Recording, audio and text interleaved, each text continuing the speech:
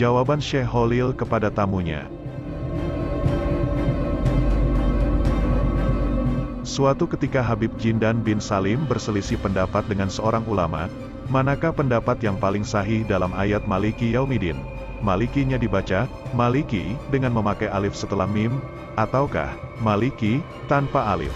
Setelah berdebat tidak ada titik temu, akhirnya sepakat untuk sama-sama datang ke Kiai Keramat, Kiai Holil Bangkalan. Ketika itu Kiai yang jadi maha guru para Kiai Pulau Jawa itu sedang duduk di dalam musola. Saat rombongan Habib Jindan sudah dekat ke musola, sontak saja Kiai Holil berteriak, Maliki Yaumiddin ya Habib, Maliki Yaumiddin Habib. Teriak Kiai Holil Bangkalan menyambut kedatangan Habib Jindan.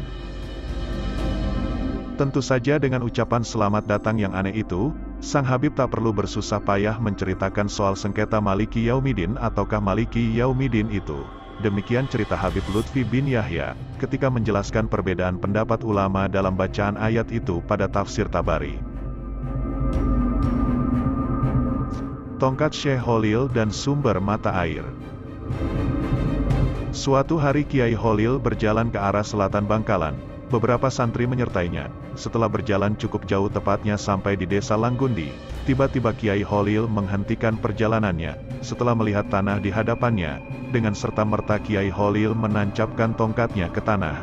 Dari arah lubang bekas tancapan Kiai Holil memancarlah sumber air yang sangat jernih, semakin lama semakin besar. Bahkan karena terus membesar, sumber air tersebut akhirnya menjadi kolam yang bisa dipakai untuk minum dan mandi. Kolam yang bersejarah itu sampai sekarang masih ada. Orang Madura menamakannya Kola Al-Asror Langgundi. Letaknya sekitar 1 km sebelah selatan kompleks pemakaman Kiai Holil Bangkalan. Menyembuhkan orang lumpuh seketika. Suatu hari ada seorang keturunan Cina sakit lumpuh.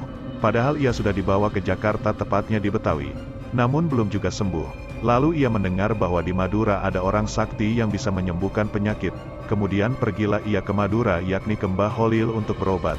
Ia dibawa dengan menggunakan tandu oleh 4 orang. Tak ketinggalan pula anak dan istrinya ikut mengantar. Di tengah perjalanan ia bertemu dengan orang Madura yang dibopong karena sakit, kakinya kerobohan pohon. Lalu mereka sepakat pergi bersama-sama berobat ke Mbah Holil. Orang Madura berjalan di depan sebagai penunjuk jalan. Kira-kira jarak kurang dari 20 meter dari rumah Mbah Holil. Muncullah Mbah Holil dari dalam rumahnya dengan membawa pedang seraya berkata, "Mana orang itu? Biar saya bacos sekalian." Melihat hal tersebut, kedua orang sakit itu ketakutan dan langsung lari tanpa ia sadari sedang sakit. Karena Mbah Holil terus mencari dan membentak-bentak mereka, akhirnya tanpa disadari mereka sembuh. Setelah Mbah Holil wafat, kedua orang tersebut sering ziarah ke makam beliau.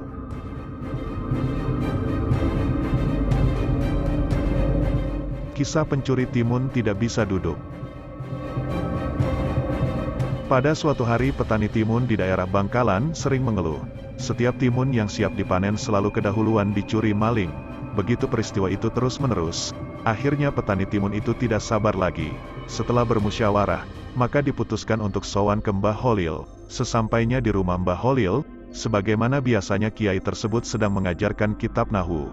Kitab tersebut bernama Jurumiyah, suatu kitab tata bahasa Arab tingkat pemula.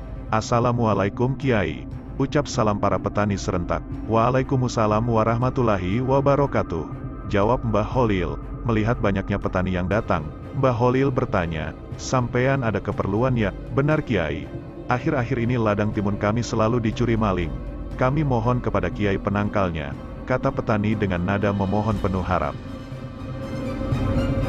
Ketika itu, kitab yang dikaji oleh Kiai kebetulan sampai pada kalimat koma Zaidun, yang artinya Zaid telah berdiri.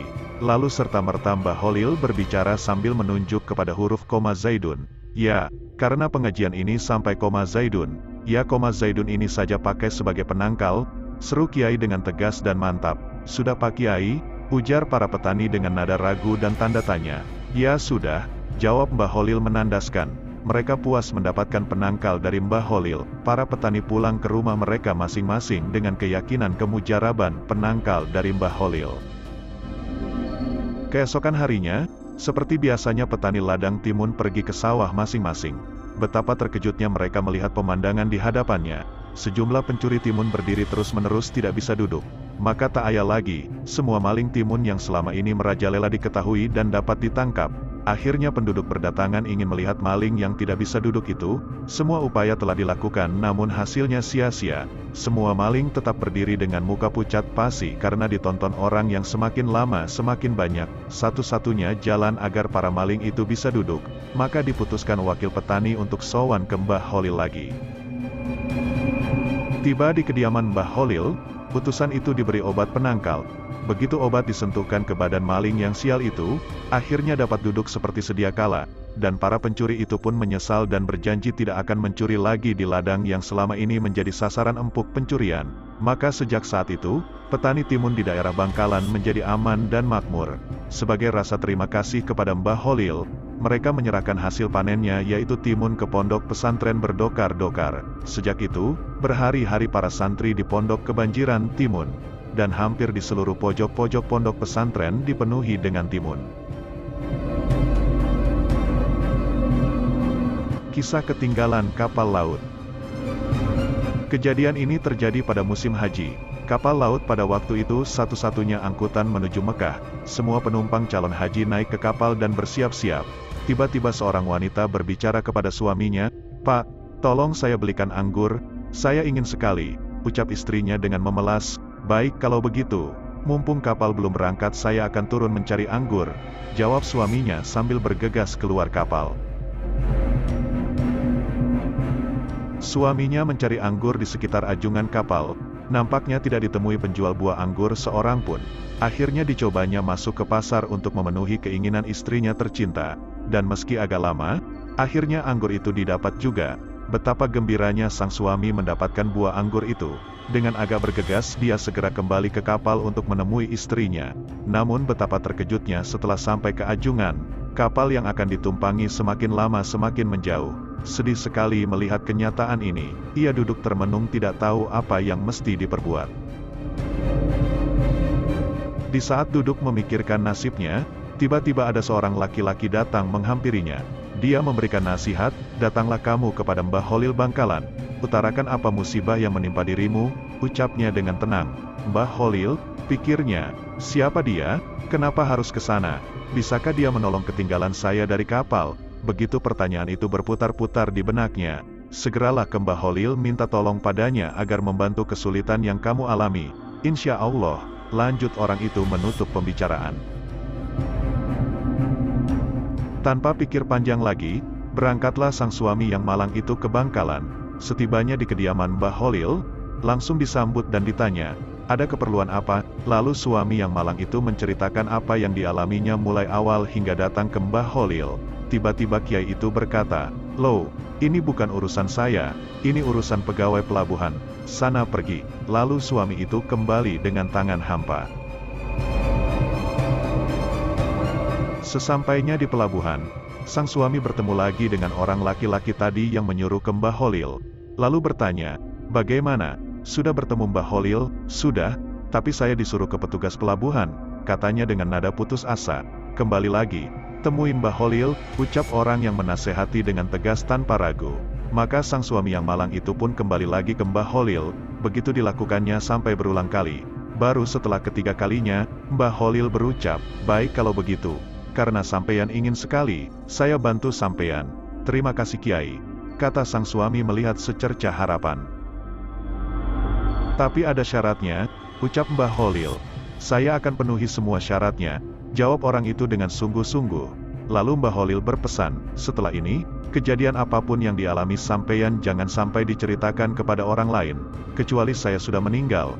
Apakah sampeyan sanggup?" Seraya menatap tajam, "Sanggup Kiai," jawabnya spontan. "Kalau begitu ambil dan pegang anggurmu, pejamkan matamu rapat-rapat," kata Mbah Holil.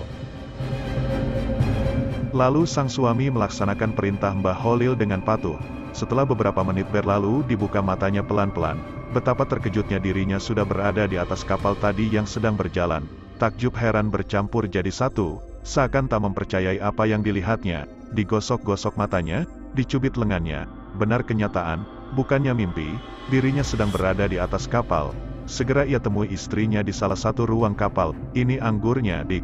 Saya beli anggur jauh sekali," dengan senyum penuh arti, seakan tidak pernah terjadi apa-apa dan seolah-olah datang dari arah bawah kapal.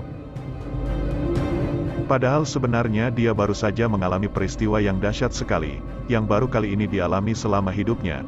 Terbayang wajah Mbah Holil, dia baru menyadari bahwa beberapa saat yang lalu, sebenarnya dia baru saja berhadapan dengan seseorang yang memiliki karomah yang sangat luar biasa.